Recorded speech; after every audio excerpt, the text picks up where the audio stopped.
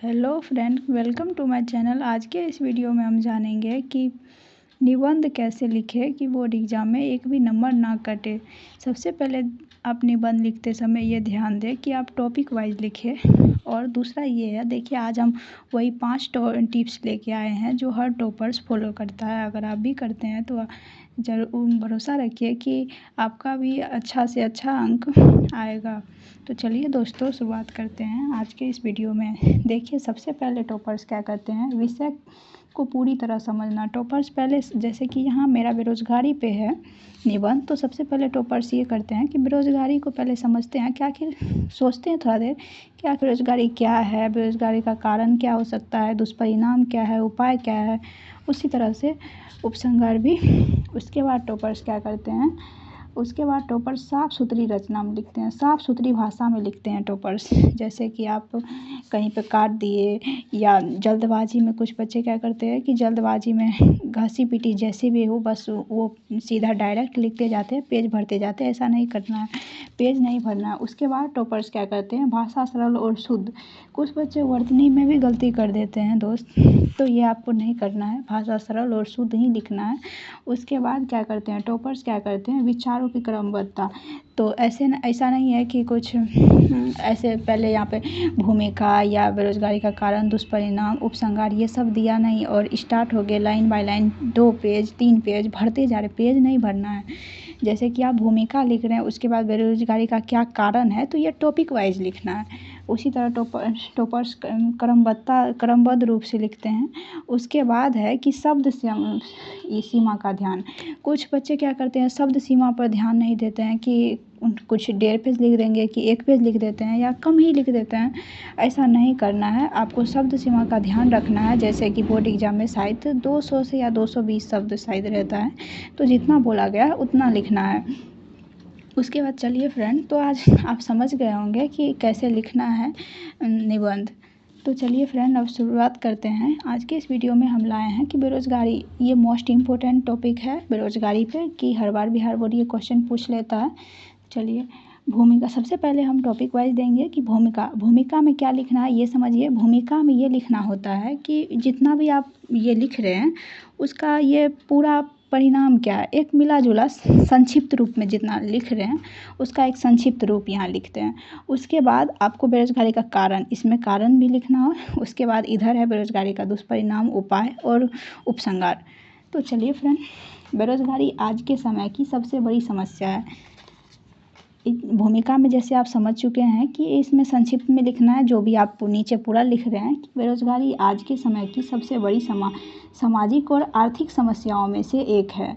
इसका सीधा प्रभाव व्यक्ति, समाज और देश तीनों पर पड़ता है।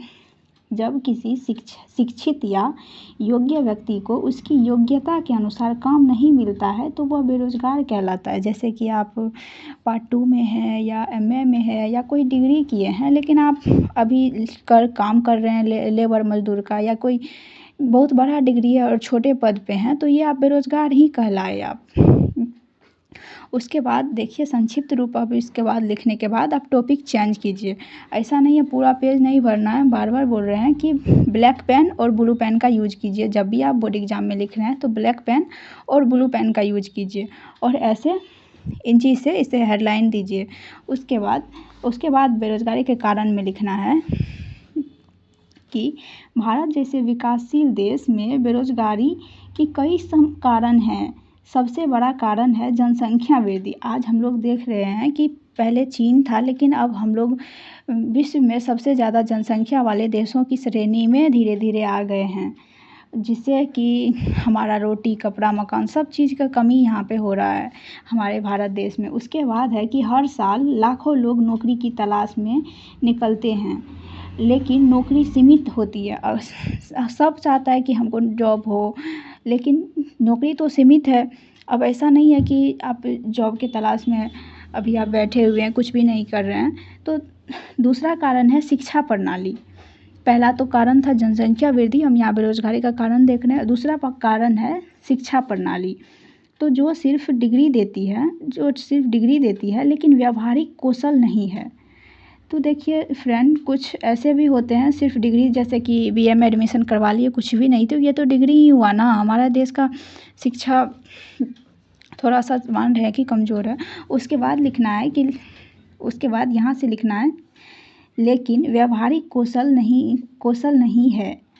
इसके अलावा उद्योग में तकनीकी बदलाव और सरकारी नौकरी की कमी भी बेरोजगारी को बढ़ावा दे रही है।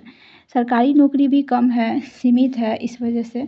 उसके बाद आपको टॉपिक चेंज करते हुए यहाँ पे लिखना है अब आपको कि एक सेकंड, अब आपको लिखना है कि बेरोजगारी का दुष्परिणाम, आखिर बेरोजगारी का क्या दुष्परिणाम है, उसको अब आपको लिखना है।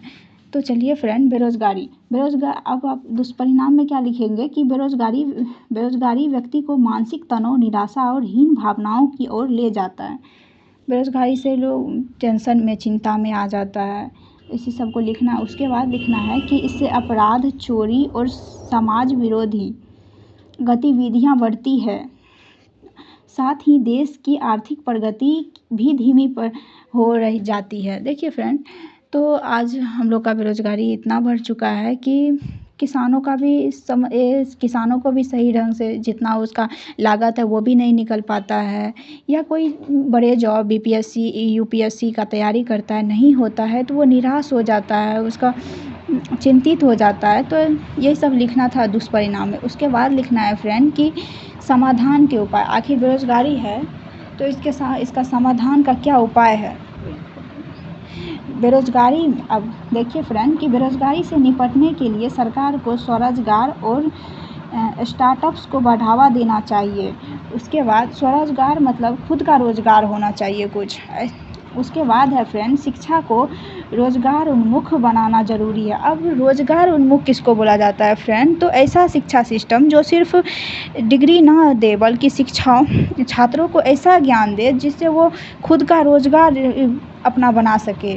जैसे कि कुटीर उद्योग हो गया, रोजगार उन्मुख का मतलब यही हो गया, जैसे खुद का रोजगार बना सके अगर जॉब नहीं हो तो। जैसे कि कुटीर उद्योग हो गया, अगरबत्ती उद्योग हो गया, जैसे कि आपका छोटा छोटा उद्योग जिसमें कुछ लोगों की सहायता से ही वो कम रुपए लागत में ही खर्चा वो हो जाए, जैसे सिलाई मशीन सबका ये होता है ना, ब्यूटी पार्लर सबका यही।